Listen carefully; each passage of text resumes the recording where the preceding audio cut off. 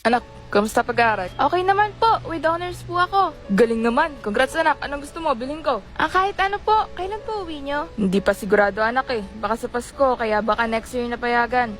Sige po, okay lang po. Happy Father's Day po. Regalo ko na po yung graduation ko sa inyo. Pasensya na anak ha. Hindi ako pinayagan umuwi sa graduation mo. Okay lang po. Bilisan niyo, malilate na tayo. Happy Father's Day, Ma! Ay salamat. Katatapos lang na Mother's Day ah. Hati-hati po kami dyan. Pinag-ipunan po namin yan. Nag-abala pa kayo. Inipon niyo na lang sana yung pera. Para sa the best nanay at tatay namin. Pasensya na, wala kayong tatay ha. Okay lang po, Ma. Hindi naman kailangan. Happy Father's Day, Dad. It's been what, 5 years? Since we celebrated Father's Day together. Mag-celebrate ka din dyan, Dad, ah! Don't worry about us here, Dad. Mom's always fussing.